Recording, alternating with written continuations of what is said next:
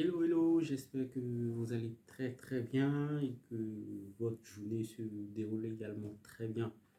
C'est votre serviteur Soko Kanibia pour servir. Nous sommes encore de retour et ce jour nous traiterons du régime applicable aux objets d'occasion au regard de la taxe sur la valeur ajoutée. Donc nous parlerons des objets d'occasion, mais principalement le régime fiscal en matière de TVA qui est applicable à ces objets d'occasion. Mais avant de poursuivre, comme il est d'usage, nous vous demandons de liker, de partager et surtout d'activer la fameuse cloche qui vous permettra d'avoir, on va dire, euh, les dernières informations sur l'ensemble de nos publications qui sont faites sur cette chaîne YouTube. Et le régime juridique applicable aux objets d'occasion au regard de la TVA sera abordé de la manière suivante. Nous parlerons de la définition des objets d'occasion. Bien sûr, c'est la définition que le législateur fiscal fait des objets d'occasion. Ensuite, nous aborderons la question des modalités d'imposition. Et dans cette partie, nous parlerons des objets d'occasion vendus par des particuliers, nous parlerons également de ceux vendus par des professionnels. Ensuite, nous aborderons la question des objets d'occasion dans le cadre des contrats de leasing ou de crédit bail mobilier. Et nous terminerons par les objets d'occasion vendus par des négociants. Donc, sans tarder, mais avant de poursuivre, il est important de rappeler que cette chaîne YouTube est une chaîne d'information, d'éducation et de conseil fiscal. Et ceci, on le répète, afin de permettre à l'algorithme de YouTube de mieux référencer nos vidéos. Quand je dis de mieux référencer nos vidéos, de faire suivre et on va dire, pas de solliciter, mais de suggérer ces vidéos à des personnes qui seraient intéressées par le sujet dont on parle sur l'ensemble, on va dire dans l'ensemble de nos vidéos. Donc, nous débutons sans tarder par la note de service qui, je ne dirais pas régit la matière, mais la note de service qui plante le décor. Il s'agit de la note de service numéro 01553 du 4 mai 2022. Et la présente note définit les objets d'occasion comme suit. Par objet d'occasion, il convient d'entendre des objets usagés susceptibles de réemploi en l'état ou après réparation. Un objet d'une entreprise acquiert à l'état neuf ou qu'elle revende sans l'avoir utilisé ne peut donc être considéré comme étant d'occasion. Il ne peut acquérir cette qualification que s'il a été effectivement utilisé.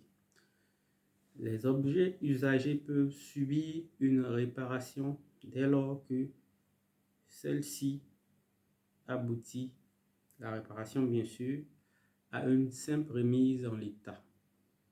Par contre, les opérations qui se traduisent par une transformation, entre parenthèses, modification des caractéristiques essentielles de l'objet initial ou une rénovation, entre parenthèses, lorsque la valeur des éléments neufs ou d'occasion utilisés pour la remise en l'état est supérieure à celle de l'objet usagé, augmenté du coût de l'opération, font perdre au bien sa qualification d'objet d'occasion. Il devient un produit nouveau dont le régime d'imposition est celui des produits neufs. Donc, voilà la définition que le législateur fait des objets d'occasion. Et il dit ce qu'il entend par objet d'occasion et ce qui n'en est pas, en fait. Donc, le point 2 consistera, comme nous l'avons dit, à parler des modalités d'imposition. Et nous débuterons par les objets d'occasion vendus par les particuliers. Et voilà ce qu'il faut retenir.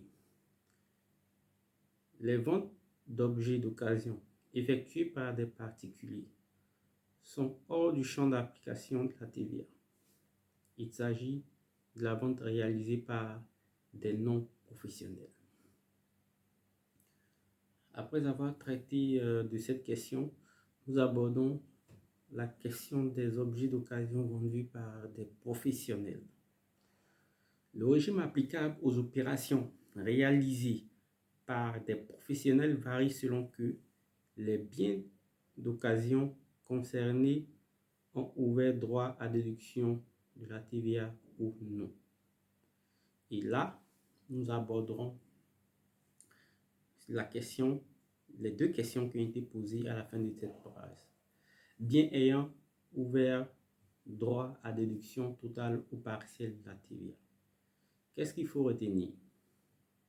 Conformément aux dispositions de l'article 358 du Code général des impôts, les cessions de biens usagés faites par des personnes qui les ont utilisés pour les besoins de leur exploitation sont passibles de la taxe sur la valeur ajoutée dès lors que les dits biens ont ouvert droit à déduction totale ou partielle de la TVA ayant grévé leur acquisition.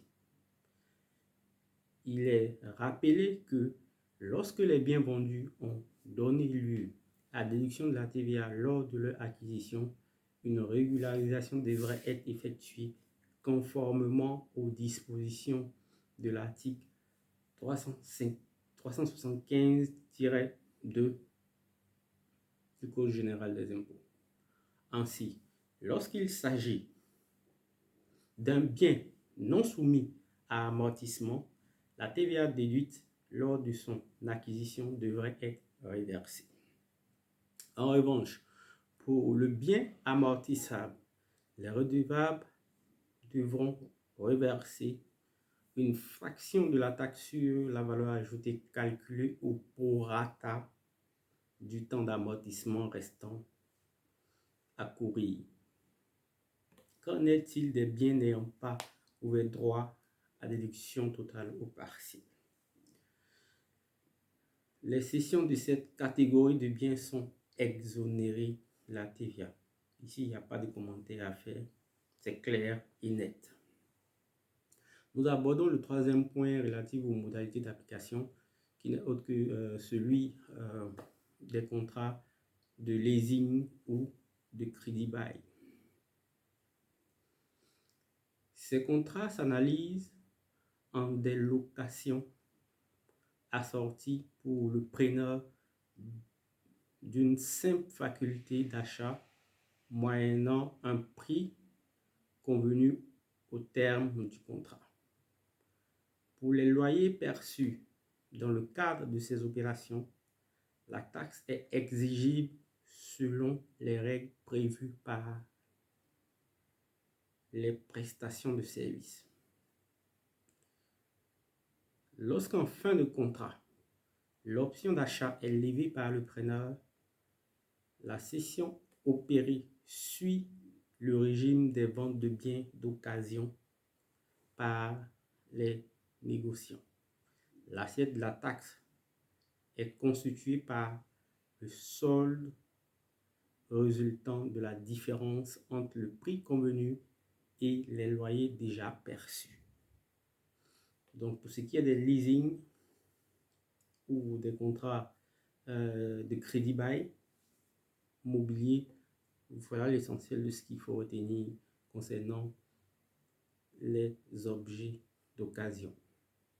nous abordons le point des objets d'occasion vendus par des négociants. Et ici, nous parlerons successivement des objets d'occasion ordinaires et des cas particuliers de certains engins de chantier. Qu'en est-il des objets d'occasion ordinaires? Les ventes d'objets d'occasion réalisées par les négociants constituent des livraisons de biens taxables dans les conditions définies à l'article 339 du Code général des impôts. Les négociants en biens d'occasion sont donc imposables à la TVA. La taxe est déterminée sur la marge, à l'exception de certains engins de chantier. Cette marge est constituée de la différence entre le prix de vente et le prix d'achat exprimé hors taxe. Cette méthode de détermination de la taxe sur la valeur ajoutée s'applique bien par bien. Les négociants en biens d'occasion autres que ceux visés au 2-4-2 ci-après, c'est-à-dire au point dont on a parlé plus haut, ne sont pas autorisés à déduire la TVA ayant grévé les biens destinés à la revente en raison des modalités particulières de détermination de la TVA qui leur sont appliquées. Seuls ouvrent droit à déduction, ici, les biens constituant des immobilisations ainsi que les biens meubles corporels utilisés exclusivement pour la réparation et la remise en état des biens vendus.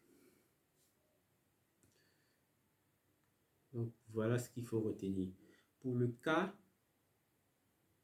de certains engins de chantier, la taxe sur la valeur ajoutée grève la vente des objets d'occasion, du moins, la taxe sur la valeur ajoutée grèvant la vente des objets d'occasion est déterminée sur la marge à l'exception de celle relative aux engins de chantier suivants. Les brouteurs,